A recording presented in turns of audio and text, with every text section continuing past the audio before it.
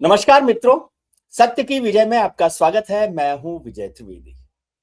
दिल्ली में बादल है, कोहरा है, स्मॉग है, पोल्यूशन है, बहुत सारी बातें हो रही है और इस सब के बीच में लोगों की सांसें घुट रही हैं। जीना मुश्किल हो रहा है। जो बीमार हैं, बच्चे हैं, बूढ़े हैं, उनके लिए तो और ज्यादा मुश्किलें पड़ रही है। सरकार शायद जागने लगी है, अभी तक सो रही थी बताया गया, लेकिन अब जागने लगी है। जो होम मिनिस्टर साहब हैं, अमित शाह साहब, वो दिल्ली की मुख्यमंत्री रेखा गुप्ता जी से मिल रहे हैं। रेखा गुप्ता जी को भी शायद बहुत सारी कुछ जानकारी मिल गई है पर्यावरण को लेकर, एयर पोल्यूशन को लेकर, AQI IQ जो भी वट एवर बहुत सारी बातें। और दूसरी तरफ अरावली को लेकर भी बहुत हंगामा मचा हुआ है। अरावली के माइनिंग को लेकर, अरावली पहाड़ों को काटने को लेकर, उसकी स्केलिंग को लेकर तमाम तरह की बातचीत हो रही है। वहां भी वन एवं पर्यावरण मंत्रालय अब जाग गया है। लेकिन वन में, पर्यावरण में, पहाड़ों पर और हवा में जो जहर घुल रहा है, इस सब को बहुत अच्छे से स्टडी करने वाले हमारे मित्र हैं, मेरे भाई हैं, हृदय जोशी, जो पर्यावरणविद है। पहाड़ों के साथ तो उनका उठना बैठना है ही, पहाड़ों में जन्म लिया है तो पहाड़ों को बहुत अच्छे से समझते हैं और हवा को ठीक करने की कोशिश में लगते हैं। वैसे हृदय जो है वो सब तरह की हवा ठीक करते हैं और कुछ लोगों की हवा भी ठीक कर देते हैं, टाइट करते हैं। तो हृदय, आपका बहुत बहुत स्वागत है। आप बहुत दुनिया देश में दौरा करते रहते हैं, फिर भी हमने कहा कि आपको परेशान किया जाए, क्योंकि विषय गंभीर था तो ईमानदार लोगों से बातचीत की जाए, ये कोशिश हमारी रहती है। तो आपको इसलिए परेशान किया। क्या हो रहा है साहब? आप तो देहरादून, पहाड़ों में, पुणे में, कहाँ कहाँ साफ साफ जगहों पर रहते हैं। हम तो यहीं रहते हैं। कई बार हम लोग पहाड़ वहाड़ पे चले जाते हैं तो हमारी सांस घुटने लगती है, आदत ही नहीं रही। नहीं, वैसे ये मजाक की बात भी नहीं है। इतना ज्यादा एयर पोल्यूशन विजय जी हो गया है कि अगर वो डिफरेंस आता है तो आदमी को शायद अच्छाई भी वो बर्दाश्त नहीं कर पाता। लेकिन पहले मैं आपका शुक्रिया अदा करूंगा मुझे आमंत्रित करने के लिए। आपसे बात करना हमेशा बहुत अच्छा लगता है और आपका सेंस ऑफ ह्यूमर बहुत किलिंग है। और इस दिल्ली की और NCR की जो हम प्रदूषित वातावरण है उसमें भी मुस्कुरा सकते हैं, क्योंकि आप जैसे हास्यबोध वाले लोग हमारे साथ हैं।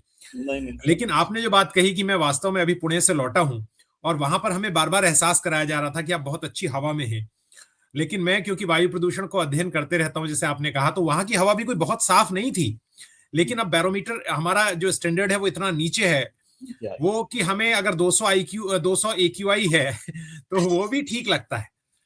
200 AQI जो है वो भी ठीक लगता है। और इस बात का तो हम बिल्कुल भी ख्याल नहीं करते विजय जी, क्योंकि AQI क्या है? एक कंपोजिशन ऑफ पोल्यूटेंट्स है। उसमें कौन सा पोल्यूटेंट है हैजार्डस? अगर आप एक एयर जिसे कहते हैं ताप बिजली घर के पास हैं, कोल पावर प्लांट के पास हैं, तो आपके पास AQI अगर नंबर में कम भी है तो आप बहुत खतरे में हैं, क्योंकि सल्फर डाइऑक्साइड जैसा जो सीधे आपकी तंत्रिका तंत्र पर अटैक करता है, ऐसा धुआं आपके पास है।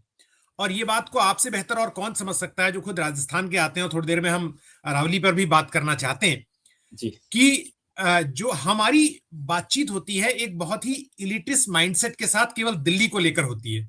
मैं आपके प्रदेश नीम का थाना में लोगों को थोड़ी देर के लिए ले जाना चाहता हूं।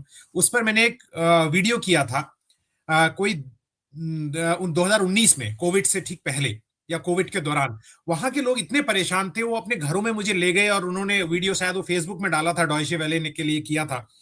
वो साफ करके दिखाते थे कि हमने अभी घर को सफाई की और अभी घर के हाल ही हो गए। नीम का थाना दिल्ली से कुछ ही दूर पर है। उनकी कहानी कहने वाला कोई नहीं है। क्रिकेट की बॉल से बड़े पत्थर उछल कर आते हैं क्योंकि स्टोन क्रशर्स वहां चलते हैं। उनकी कहानी कहने वाला कोई नहीं है। तो जो बात विजय त्रिवेदी जी के शो में सत्य की विजय में यहाँ कही जा रही है, उसको इस संदर्भ में देखा जाना चाहिए कि दिल्ली के एयर पोल्यूशन की बात करना तब तक हम संभव नहीं होगा जब तक हम अपने विकासवादी मॉडल से बाहर निकलकर नहीं आएंगे, जो कुछ लोगों को एयर प्यूरिफायर खरीदने की एक ताकत देता है, दिल्ली से बाहर छोड़ के एक और घर बनाने की ताकत देता है। लेकिन उन लोगों का जिक्र क्या जो सिंगरौली के पास रहते हैं, जो कोरबा के पास रहते हैं, जो इससे 10 गुना ज्यादा पोल्यूशन में हर साल रहते हैं और उनकी सांसें ही नहीं, उनके खेत भी खराब हो रहे हैं। उनके उनके घरों के आगे वो राखड़ बांध जब टूटते हैं, ऐश डैम्स, तो वो बर्बाद करते हैं उन्हें। और उनकी मौत कोई गिनती नहीं होती है, वो किसी बेनिफिशियरी लिस्ट में भी नहीं आती है। बिल्कुल ठीक बात आपने बोला। आपने दो शब्दों का इस्तेमाल किया, एक तो कि विकासवादी जो लोग हैं, तो इसीलिए ज्यादातर लोग ये कहते हैं कि भाई आप जो लोग जो सोचते हैं पर्यावरण के बारे में, हवा के बारे में, स्टडी कर रहे हैं और गंभीरता से बात कर रहे हैं, वो एंटी डेवलपमेंट लोग हैं। विकास के खिलाफ लोग हैं, पहली बात। और दूसरा शब्द आपने काम में लिया कि जो लोग मर रहे हैं उनकी गिनती नहीं होती। एक तो वैसे भी कहा जाता है कि पोल्यूशन से कोई आदमी एक दिन में तो मरता नहीं है, तो उसके लिए तो बहुत सारे सरकार के पास बहाने हैं, कोई भी सरकार हो उसके पास कारण है कि भाई ये कैसे मर गया है। क्योंकि एक्सीडेंट की डेथ को तो आप बता सकते हो, हार्ट अटैक की डेथ को तो दिखा सकते हो, पोल्यूशन की डेथ तो एक लॉन्ग टर्म वो है, और बल्कि वो मरना जीने से ज्यादा बेहतर हो जाता है कई बार। जी, मैं आपको एक बात बताना चाहता हूं, इसमें दो तीन बातें हैं। जो आपने विकासवादी बात कही, आरोप लगाया, वो भी सही, जो लोग कहते हैं आरोप के बारे में, वो भी बिल्कुल सही बात है। लेकिन मैं आपको बताना चाहता हूं कि इसी विकास के दम पर चाइना, क्योंकि मैं क्लाइमेट चेंज भी पढ़ता हूं, चाइना का उत्सर्जन, इमिशन जिसे हम कहते हैं, पोल्यूशन नहीं, इमिशन, उसका जो कार्बन इमिशन है वो हमसे कई गुना ज्यादा है। हम दुनिया में करीब 8 या 9% पोल्यूट करने वाले, इमिशन के हिसाब से बात कर रहा हूं, पोल्यूशन के नहीं, दुनिया में अमेरिका और चाइना के बाद तीसरे देश में, लेकिन हम डिस्टेंट थर्ड हैं। चाइना का पोल्यूशन या माफ कीजिए इमिशन जो है वो 30% के आसपास है, 28 से 30%। और चाइना क्योंकि दुनिया का ऑफशोरिंग हब भी है, वहां पर बहुत सारे लोग अपनी मैन्युफैक्चरिंग को उन्होंने आउटसोर्स किया हुआ है, इसलिए भी है। लेकिन चाइना की हवा हमसे 50% ज्यादा साफ है। ये होता है साइंस, और ये होता है विकासवादी तरीका। वो विकास में इकोनॉमी उनकी हमसे बड़ी है, वो अमेरिका से टक्कर ले रहा है और हमसे बहुत बड़ी है। उनकी हवा हमसे 50% ज्यादा साफ है। इसका कारण क्या है, बहुत सरल भाषा में समझाता हूं।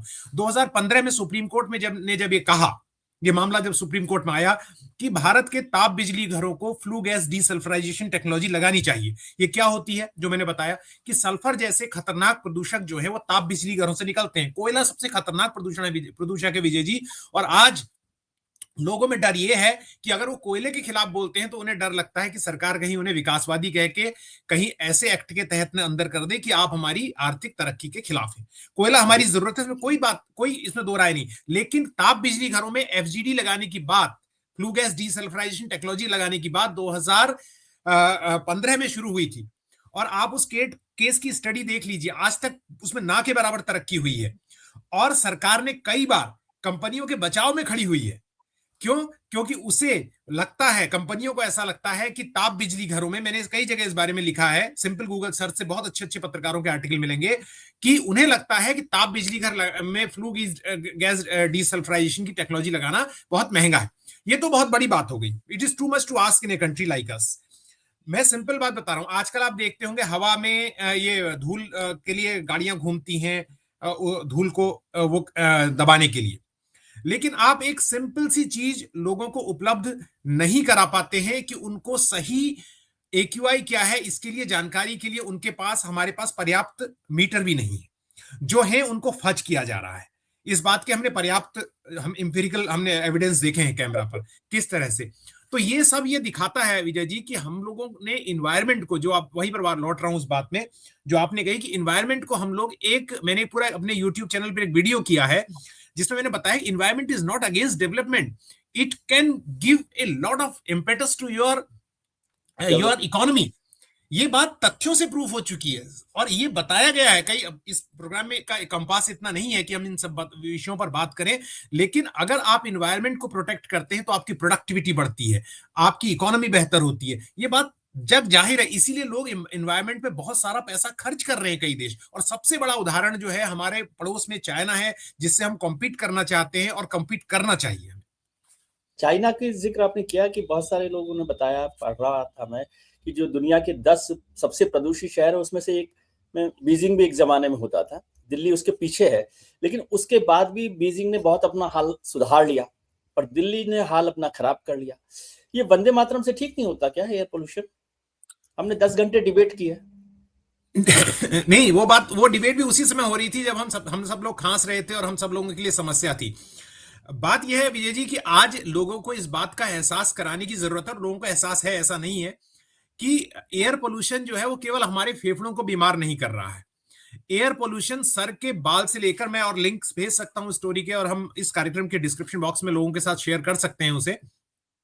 वो हमारे सर के बाल से लेकर पैर के नाखून तक हर अंग को प्रभावित कर रहा है। और उसकी वजह यह है कि PM10 जो हमारे शरीर की जो नैसर्गिक बनावट है, प्राकृतिक जो हमें कुदरत ने बनाया है, वो PM10 को तो रोक सकता है। PM2.5 फेफड़ों के में जाके जमा करके आपको परेशान कर सकता है। लेकिन ये PM10 PM2.5 सिर्फ एक नंबर है। PM1 भी होता है, PM0.1 भी होता है, वो उसके साइज पे डिपेंड करता है। वेहिकुलर पोल्यूशन से हो, चाहे वो बायोमास के जलाने से हो, चाहे वो डस्ट से हो, चाहे कंस्ट्रक्शन से हो, चाहे ताप बिजली घरों से हो, जो मैंने बातें कही, अलग अलग जगहों से प्रदूषण होता है। लेकिन जो ये बहुत फाइन पार्टिकल्स हैं, जब हमारी बॉडी के अंदर जाते हैं तो ब्लड स्ट्रीम्स में आने के बाद ये हमारे दिमाग में भी जा रहे हैं, फेफड़ों में भी जा रहे हैं, किडनी में भी जा रहे हैं, पेनक्रियाज में भी जा रहे हैं, लंग्स में भी जा रहे हैं। तो हर जगह ये पार्टिकल्स जाके सेटल हो रहे हैं और ब्रेन स्ट्रोक जैसी समस्याएं हो रही हैं। महिलाओं को, गर्भवती महिलाओं को दिक्कत हो रही है और लोगों की किडनी में इससे बीमारियां हो रही हैं। ये सारी चीजें डॉक्यूमेंटेड प्रूफ हैं। और सबसे बड़ी बात विजय जी, बच्चों की कॉग्निटिव स्ट्रेंथ, उनकी संज्ञानात्मक शक्ति प्रभावित हो रही है। यानी बच्चे स्कूलों में जो सीख रहे हैं या बुजुर्ग जो बात हम उनसे कह रहे हैं, समझ रहे हैं, उन सब में एक अंतर आ रहा है, एक लैप्स आ रहा है इसकी वजह से। और जो बीमारियां अलग अलग हो रही हैं, चाहे वो पार्किंसन हो, चाहे वो डिमेंशिया हो, उन सब बीमारियों में, और ये आज की नहीं, पिछले 10 साल से बहुत हाईली रिसर्च स्टडीज उपलब्ध हैं। इसीलिए बहुत सारे देश इस पर इन्वेस्ट कर रहे हैं। मैं आपको एक उदाहरण बताता हूं। हमारे यहाँ 150 और 200 के एक जो AQI है उसको नॉर्मल माना जाता है, जबकि वर्ल्ड हेल्थ ऑर्गेनाइजेशन की जो पैरामीटर है वो 5 और 15 के हैं। किसी भी देश में आप जाएं, विकसित देश में, वहां 20 से ज्यादा AQI होने में तहलका मच जाता है, लोग मास्क लगाने लगते हैं। तो हम क्यों 100 गुना, 50 गुना, 100 गुना ज्यादा AQI में भी रह ले रहे हैं? ये एक बहुत बड़ा सवाल है आज की डेट में। सर एक सवाल इसी से जुड़ा हुआ होगा, लेकिन उससे पहले एक समझना चाहता हूं। हमने व्हीकुलर पोल्यूशन की बात की, दिल्ली में जो हमें समझ में आई थी बात की, आपने, सरकारों ने, हृदय जोशी जैसे लोगों ने सरकारों को समझाया कि ये वाला BS4, 5, 6 जो भी चलाना है चलाए। हमने अपने पैसा नहीं था तब भी वो गाड़ियां खरीद ली। CNG चलाने की आपने कहा तो डीजल की गाड़ियां बंद कर दी, CNG चल रही है, ये सब कुछ चल रहा है, EV भी चलने लग गए। उसके बाद भी बताया गया कि 40% से ज्यादा पोल्यूशन दिल्ली में व्हीकल्स का पोल्यूशन है। तो फिर क्या करें आप बताओ, और क्यों हो रहा है ऐसा? आप रोज कहते हो कि ये बदल लीजिए गाड़ी, 10 साल पुरानी भी बदल लीजिए, 5 साल भी कर लीजिए, EV ले लीजिए, लेकिन पोल्यूशन तो बढ़ रहा है। तो कोई खेल अलग है क्या? क्या समझ में नहीं आती हमें बात। नहीं, ये बहुत चिंता आपकी जायज है। इस सवाल पर ठंडे दिमाग से सोचने की जरूरत है। दिल्ली में BS6 स्टैंडर्ड आ गए और भारत स्टेज, जिसको हम BS स्टैंडर्ड भी कहते हैं, लेकिन यूरो 6 स्टैंडर्ड भी कहते हैं। लेकिन अभी भी जो है इतना ज्यादा पोल्यूशन है और वेहिकुलर पोल्यूशन का लोड बहुत ज्यादा है। इसकी वजह यह है विजय जी कि हमने न केवल व्हीकल्स के, हमने जो निगरानी है, मॉनिटरिंग है, वो ठीक नहीं है, बल्कि हमने अपनी सड़कों को भी इस हिसाब से बनाया है कि वहां बहुत ज्यादा ट्रैफिक जैम है। मैं सामान्य ज्ञान से बोल रहा हूं, इसमें हो सकता है जो व्हीकल पोल्यूशन एक्सपर्ट है, क्योंकि बहुत बड़ा फील्ड है, वो ज्यादा बेहतर तरीके से बताएं। इतना लोड व्हीकल्स का और इतनी जगह, जैसे एक MCD का टोल की ही हम बात करते हैं, मैं MCD के टोल के खिलाफ नहीं हूं, वहां पर जो जैम लगता है, कार अगर सड़क पर रहेगी और जितनी देर रहेगी उतना ज्यादा पोल्यूट करेगी, राइट? ये एक उसका नियम है। इस तरह से अब हम बात करते हैं दूसरे व्हीकल्स का। केवल कार ही एक व्हीकल नहीं है, हमारी मोटरसाइकिल्स अनफॉर्चुनेटली जो कम आय वर्ग के लोग चलाते हैं वो भी पोल्यूट करती हैं। बायोमास भी पोल्यूट करता है। मैं इसको अभी जोड़ नहीं रहा हूं व्हीकल पोल्यूशन, सिर्फ ये करने की, बायोमास को भी कई बार बहुत हम एक जो होनी भी चाहिए बात, गरीबों का हवाला देते हुए उसे माफ करते हुए सरकार को उन्हें उपलब्ध कराना चाहिए, जो ईंधन है, साफ ईंधन उपलब्ध कराना चाहिए। उज्ज्वला जैसी योजना आने के बाद भी खासतौर से गांवों में बहुत लोग अभी भी जो वुड फ्यूल इस्तेमाल कर रहे हैं। वापस व्हीकुलर पोल्यूशन पे आते हैं। अगर हम ये बिछाते हैं लाइंस, मेट्रो लाइन बिछाते हैं, तो आप देखते हैं, मैं हमेशा मेट्रो का इस्तेमाल करता हूं, ईमानदारी से आपको बता रहा हूं, मैं 95% मेट्रो पे ही रहता हूं, इसलिए भी क्योंकि मेरे घर के पास मेट्रो स्टेशन है, मैं अपने टाइम वर्किंग आवर डिसाइड कर सकता हूं। लेकिन ये सुविधा सबके पास नहीं है। एंड कनेक्टिविटी हमारे पास बहुत अच्छी नहीं है। तो सड़क न होना, एंड कनेक्टिविटी न होना, टू व्हीलर्स के लिए स्टैंडर्ड्स को ठीक से लागू न करना, मॉनिटरिंग ठीक न होना, भ्रष्टाचार, ये सारी चीजें वेहिकुलर पोल्यूशन के लोड को बढ़ाती हैं। और दूसरी बात क्या है विजय जी, जब हमने मेट्रो बनाई तो मेट्रो में जहां मैं खड़े होता हूं मुझे पता होता है कि 1.5 मिनट या 2 मिनट बाद मेट्रो आनी है, राइट? लेकिन बसेस की हालत क्या है? बसेस चलाई भी गई और आपको अच्छे से याद है कि 2000 में कितना बड़ा क्रांति आई थी, चेहरा काला हो जाता था, शर्ट काली हो जाती थी, लेकिन एक CNG में स्विच करने के बाद एक बड़ा हमने विजय हासिल की थी। लेकिन उसके बाद क्या हुआ कि अब जो बसें चल रही हैं उन बसेस की आने की कोई टाइमिंग नहीं है। मैं नेहरू मेमोरियल जो जिसे अब प्रधानमंत्री संग्रहालय कहा जाता है, उस लाइब्रेरी में पढ़ने के लिए जब जाता हूं, वहां पर अगर बस का वेट करता हूं तो 20-20 मिनट तक कोई बस नहीं आती, फिर चार बसेस एक ही रूट की आती है, और उसमें भी महिलाएं शिकायत करती हैं कि उनके लिए बस नहीं रोकी जाती, क्योंकि महिलाओं के लिए बस सर्विस फ्री है। मुफ्त मुफ्त। तो उनके साथ अन्याय होता है, वो बोलती है। तो ये जो बसेस का और मेट्रो का जब तक एक तरीके से चलने की बात ना हो, उनकी सिंक्रोनाइज ना हो। एफिशिएंसी एक सी ना हो, और ये कब हो सकता था, जब हम एक डेडिकेटेड कॉरिडोर बनाए, रैपिड कॉरिडोर, जो बसेस चल सके, जो टाइम पर आए और लोगों को एफिशिएंट सर्विस दे। अहमदाबाद जैसे शहर में मैंने कई बार ये मेंशन किया है, ये चीज अच्छे से हो रही है, बढ़िया तरीके से वहां ये रैपिड कॉरिडोर चलता है। और भी शहर होंगे जहां चलता होगा, लेकिन दिल्ली में क्योंकि इतना बड़ा देश के बहुत बड़े अखबार ने इतना बड़ा आंदोलन चला दिया बीआरटी के खिलाफ, जब बीआरटी आया, क्योंकि शुरुआती जो हसल्स होते हैं वो प्रॉब्लम थी, वो चल नहीं पा रही थी। तो वेहिकुलर नोट के पीछे बहुत सारी चीजें हैं, और जिसमें मैं एक बार फिर से कहूंगा, उसमें कहीं ना कहीं आप और हम भी दोषी है, जो हमें ऐसा लगता है कि कार से चलना वो हमारा अधिकार है, लेकिन सिर्फ कार के पोल्यूशन को मैं नहीं कहता, industrial pollution is also one of the biggest things जो परेशान कर रही है हमें, उन पर भी ध्यान देने की जरूरत। ये अच्छा किया आपने, हम पर दोष तो जरूर डाल ही देना चाहिए, क्योंकि सब लोग डालते ही हैं किसी भी चीज के लिए। हम तो बहुत, और जब आप दोष डालते हैं तो मुझे लगता है कि मैं जिम्मेदार आदमी, क्योंकि कोई जिम्मेदारी। लेकिन एक चीज आपने कहा कि भाई एनवायरमेंट डेवलपमेंट के खिलाफ नहीं है, इकोनॉमी के खिलाफ नहीं है, तो क्या आपको लगता है सरकारें नहीं चाहती कि जो है हमारी हवा साफ हो, स्वच्छ हो, लोग ठीक से रहें, बेहतर रहे? क्या वजह, क्या मुझे, क्या कोई सोच में फर्क है या कोई और बात है? केवल भाषण देना आसान काम है, एग्जीक्यूट करना मुश्किल काम है? क्या है, क्या प्रॉब्लम क्या है? अब प्रॉब्लम जो है ना, वो अगर वो उस पर बात करेंगे, ऐसा नहीं कि वो आपको मुझसे अच्छी तरह पता है, और कई बातें मैंने आपसे सीखी है। प्रॉब्लम यह है कि हमारे देश में एक तो पॉलिसी के प्रति अकाउंटेबिलिटी की एक समस्या है, कि ऐसा नहीं है कि एयर पॉल्यूशन को रोकने के लिए कोई पॉलिसीज नहीं बनाई गई, कागजों में बहुत सारी पॉलिसी हैं, लेकिन उन्हें लागू नहीं किया गया, मॉनिटरिंग नहीं की। जैसे हमने एन कैप लाए थे, नेशनल क्लीन एयर प्रोग्राम, 2019 में लाए, और आपको याद होगा 2019 में जब लैंसेट की रिपोर्ट आई थी, और उसके बाद स्टेट ऑफ ग्लोबल अफेयर्स सोगा की रिपोर्ट आई थी, दोनों गोल्ड रेटेड बहुत मतलब प्रतिष्ठित रिपोर्ट्स हैं। उन्होंने कहा था कि 10 लाख से ज्यादा लोग भारत में मरते हैं जिनके पीछे एयर पोल्यूशन एक कारण होता है। उसी समय आईसीएमआर की भी एक रिपोर्ट आई थी, जिसने भी यही नंबर बताया था, वो ज्यादातर लोगों को नहीं पता है। लेकिन उसी समय, चलिए उन रिपोर्ट्स को किनारे कर देते हैं, नेशनल क्लीन एयर प्रोग्राम भी आया, और आज भी वो देश के 125 से ज्यादा शहरों के लिए वो प्रोग्राम है, 132 से 35 उसमें शहर हैं। लेकिन क्या वो लागू हो रहा है? क्योंकि जो आपने एग्जीक्यूटिंग बॉडी है जो उसको इफेक्टिवली लागू कर रही है, उसके पास कोई पिनल प्रोविजंस नहीं है, या उनके पास इतनी ताकत नहीं है कि किसी बड़े उद्योगपति को जाके वो कह सके कि हम तुम्हारी दुकान बंद करवा देंगे, जैसा कि चाइना में पॉसिबल है। वहां पर एक बार नियम बन जाने के बाद जो है, कई देशों में, सिर्फ चाइना ही क्यों, वहां पर उसे लागू किया जाता है।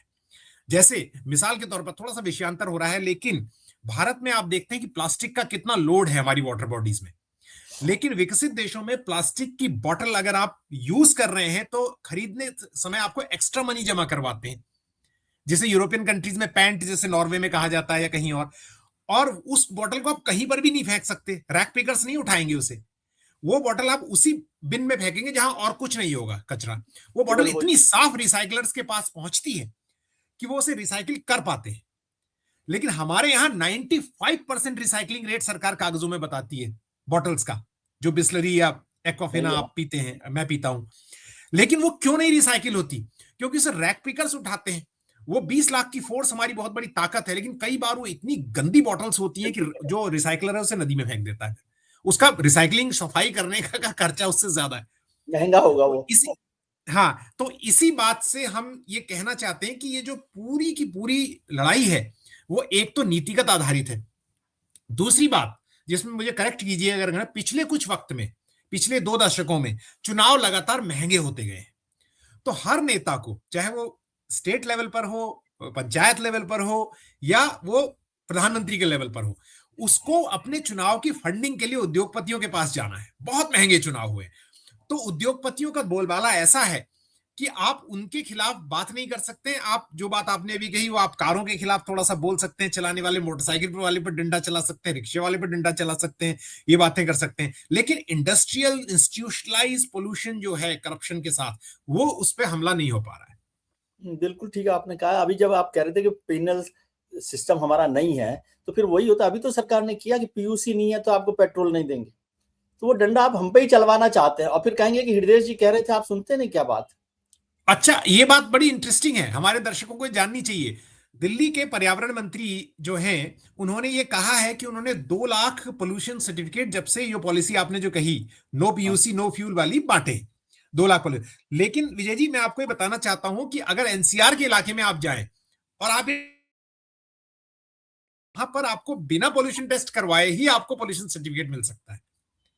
ऐसा नहीं है कि वो आपकी गाड़ी का नंबर नहीं एनसीआर डालेगा तो और दिल्ली हो मंत्रालय। गया ना। आप नोएडा में रहते हो, वसुंधरा में रहते हो, तो वो दिल्ली और नोएडा में क्या फर्क है, एनसीआर में क्या फर्क है?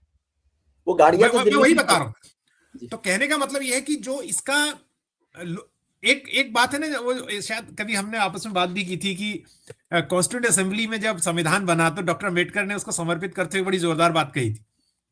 उन्होंने कहा था संविधान तो हमने बना दिया, लेकिन ये संविधान, देश खड़ा रहेगा इस बात पर निर्भर है कि देश के लोग कैसे होंगे। वो कैसे? और हमने इस बात को देखा है कि देश के लोग अगर कानून का पालन नहीं करना चाहते तो कानून को तोड़ने का, बहुत मतलब हंसते हुए बता रहा हूं, और बहुत दुखद बात है कि वो कानून को तोड़ने का रास्ता ढूंढ लेते हैं।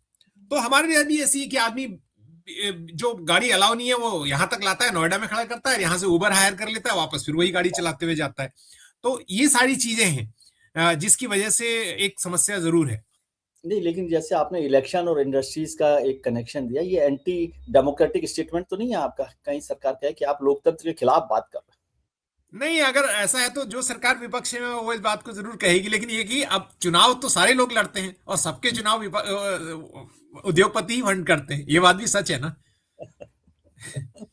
सर, एक चीज और समझनी है मुझे, जो अभी हम लोग ये सारी बात दिल्ली सेंट्रिक भी हो गई, पोल्यूशन पर भी हो गई, लेकिन अरावली को लेकर भी बहुत हंगामा हो रहा है ना। और एक बात ये नहीं समझ में आती कि हम लोग, खासतौर से आप जैसे जो सो कॉल्ड पढ़े लिखे लोग हैं, जो चिंता करते हैं पर्यावरण की, वो सरकार की बात पे भरोसा क्यों नहीं करते? वन मंत्री जी ने कहा कि केवल 2% जो है माइनिंग का हिस्सा, और 98% में अरावली में कोई नुकसान नहीं हो। आप मानते नहीं? इसमें विरोधाभास ये है कि मैंने अरावली को लेकर बहुत आशावादी स्टोरीज भी की हैं। जैसे सबसे बड़ी स्टोरी जो है, एक तो दिल्ली के अरावली पार्क पे है, जो मैंने अपने यूट्यूब चैनल पे की, और दूसरा मैंने डॉयचे वेले के लिए एक बार की थी, जो गुड़गांव में अरावली पार्क बना है, कि कैसे प्रकृति को पुनर्जीवित किया जा सकता है अगर उसको सही तरीके से थोड़ा सा वक्त दिया जाए। 10 साल में ही गुड़गांव का जो अरावली बायोडायवर्सिटी पार्क है वो ऐसा पुनर्जीवित हुआ है कि वो घना जंगल है एक, और फेफड़ा उसने एक लंग प्रोवाइड किया है। लेकिन मैं आपको दूसरी बात बताता हूं कि मैंने 2019 में सुप्रीम कोर्ट की एक ऑर्डर आया था, और वो गूगल किया जा सकता है, जिसमें कोर्ट ने कहा था कि क्या अरावली की पहाड़ियों को हनुमान जी उठा ले गए, क्योंकि अरावली की पहाड़ियां जो हैं उनमें केवल ठूंठ बचे हुए थे, उनके संकेत भी हैं, बहुत आसानी से मिल जाते हैं, सब कुछ माइन कर डाला। तो अरावली का, और जो मैं नीम का थाना का राजस्थान का उदाहरण दिया, ये एक बड़े संकट वाली बातें हैं जिनको के लिए लड़ते हुए लोगों ने न केवल जेल गए हैं, उनको बहुत, उन्होंने अपमान सहा है, उनको प्रताड़ित किया गया है। ट्राइबल कम्युनिटी के लोग हैं, अगर आप वहां जाएं, और ये मीणा समुदाय के लोग, उनसे मैं मैंने देख रहा था मुलाकात कि की। अलवर में ही लोग प्रदर्शन कर रहे हैं। अलवर से तो पर्यावरण मंत्री आते हैं हमारे, तो उनको भी चिंता है अपने इलाके की। और बिल्कुल, वो तो इलाका, वो तो हब है उस इलाके का। तो अब जो अरावली का सवाल आपने उठाया विजय जी, इसमें माइनिंग का इतने बड़े स्केल पर माइनिंग का इंटरेस्ट जुड़ा हुआ है, चाहे वो भरतपुर के इलाके में लो, चाहे अलवर के इलाके में लो। तो अब इसमें जो 34 जिले, बाहर की 34 जिलों की लिस्ट बताई गई है, उन जिलों में आप बेहतर बताएंगे, ना तो सवाई माधोपुर है, ना उन जिलों में चित्तौड़गढ़ है, जो यूनेस्को वर्ल्ड हेरिटेज साइट भी वहां पर है, और उसमें और भी बहुत सारे जिले हैं, जो नागौर का जिला उसमें नहीं है। तो ये सारी बातें बताती हैं कि हम जिलों की लिस्ट बना रहे हैं, पर जमीन पर अपनी आंखों को, ईयर एंड आईज जो कहते हैं, वो नहीं है हमारी। और दूसरा जो 100 मीटर का, वो तो पिछले 1 महीने से बातचीत चल रही है। आज सभी लोगों को जो जरा भी ध्यान रखते होंगे उनको मालूम होगा, 100 मीटर की हाइट की बात कर रहे हैं, कि 100 मीटर से जो ऊंची या 100 मीटर की पहाड़ी है उसको हम माना जाएगा, और कोई भी 2 पहाड़ियां जो 500 मीटर की दूरी पर है उनको एक ही पार्ट माना जाएगा, इस तरह से उन्होंने कहा है। लेकिन समस्या ये है यहां पर कि जो अरावली का खनन चल रहा है और अरावली के खनन से जिन लोगों के हित जुड़े हुए हैं, उसमें क्या कोई एक ही पार्टी के लोग हैं? और उसमें क्या केवल राजनेता हैं? क्या उसमें ब्यूरोक्रेट नहीं है? क्या उसमें मैंने एक स्टोरी गुड़गांव पर की थी। गुड़गांव भारत का मिलीनियम सिटी कहा जाता है। उस स्टोरी का टाइटल था कि मिलीनियम सिटी चोकिंग।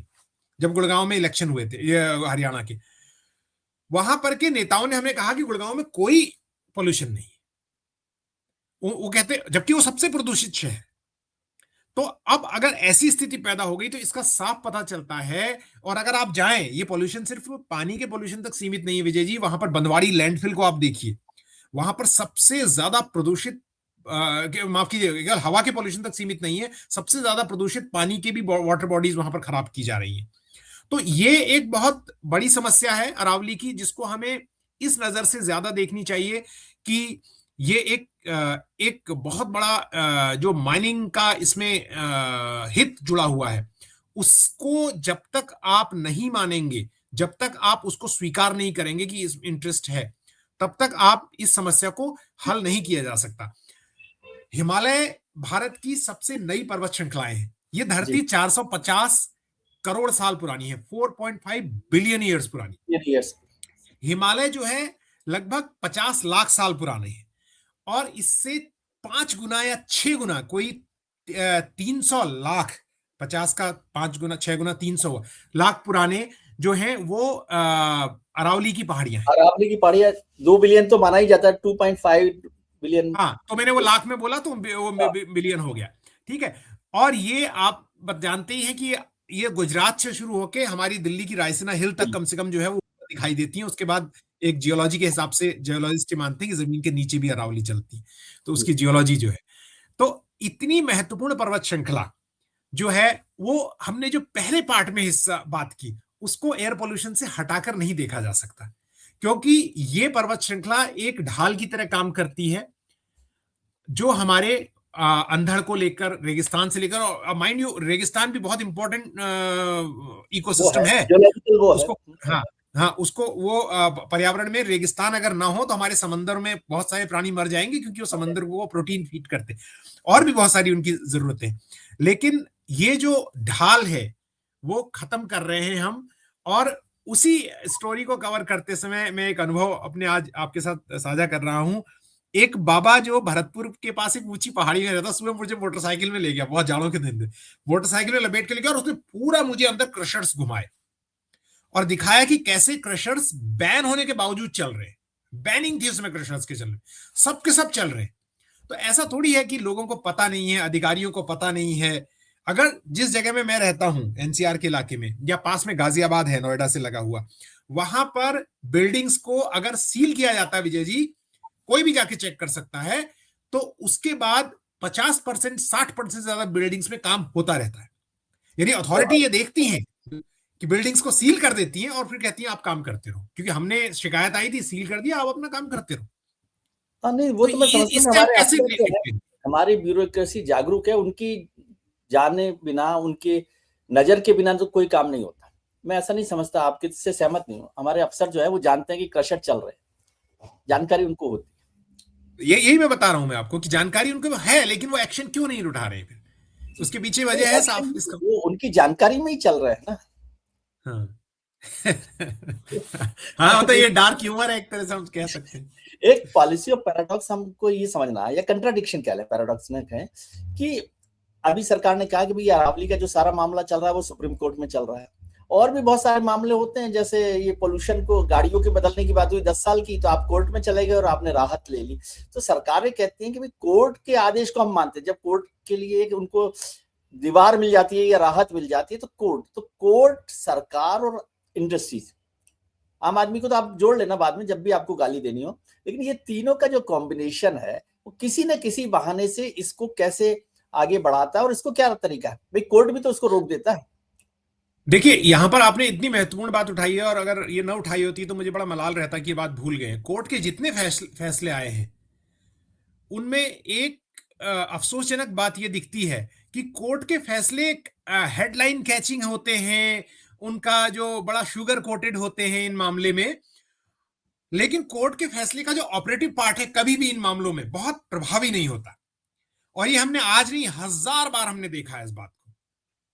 मतलब मैं मेटाफोरिकली कह रहा हूं 1000 बार, मतलब 20 बार ये बात सामने आई है कि कोर्ट ने कभी भी इस बात को, जो डंडा चलाने वाली बात होती नहीं है। आखिर क्यों ऐसा है कि कोर्ट अपने फैसले में सब कुछ गलत बताता है, दिल्ली के लिए गैस चैम्बर जैसे शब्द इस्तेमाल कर देता है, लेकिन अधिकारियों के पास अगर हम दबाव बनाएंगे तो वो कोर्ट के ऑर्डर को ब्लैक एंड व्हाइट में पढ़ेंगे, कहीं भैया कोर्ट ने ये कहा है, ऐसा तो कोर्ट ने नहीं कहा।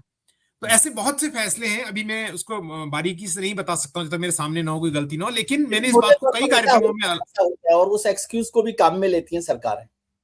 बिल्कुल नहीं, और वो ऐसा लगता भी नहीं कि मतलब कोर्ट का फैसला कोई अनजानी उससे उठाया गया है। मतलब एक तरह से जुडिशरी को भी इस बारे में कटघरे में खड़ा करना चाहिए कि उनके फैसले जो है क्यों प्रभावी नहीं है इन मामलों में, जबकि बच्चे मर रहे हैं, हम देख रहे हैं, बुजुर्गों की हालत खराब है, इतना ज्यादा आपको पोल्यूशन लोड बढ़ रहा है, लेकिन कभी भी ऐसा नहीं होता है कि उसका कोर्ट के फैसले से डरे। मतलब उसमें इतना एम्पल रूम होता है निकल बचने का। तो कोई रास्ता नहीं दिख रहा आपको? नहीं, रास्ता तो उम्मीद है, और रास्ता आवाज उठाना है, और लोग उठा ही रहे हैं आवाज, लिख भी रहे हैं, आप भी कार्यक्रम कर रहे हैं। लेकिन हाँ, ये बात जरूर है कि अगर अगर ये हमारे पास,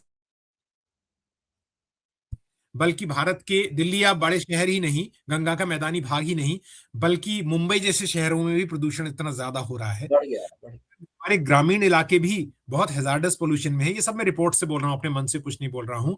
अगर हमारे समुद्र तटीय इलाकों में भी एयर पोल्यूशन का लोड बढ़ रहा है, अगर देश के 19 जिले जो है आर्सेनिक पोल्यूशन जो वाटर में है वैसी समस्या से प्रभावित हैं, अगर देश में फ्लोराइड की समस्या इतनी ज्यादा बढ़ रही है, तो और अगर हमारे दिल्ली के पानी में, दिल्ली एनसीआर के पानी में यूरेनियम का लोड इतना ज्यादा है जो नहीं होना चाहिए बॉडी में, तो फिर लोगों को सोचना चाहिए कि वो किस समृद्धि की और किस प्रॉस्पेरिटी की बात कर रहे हैं।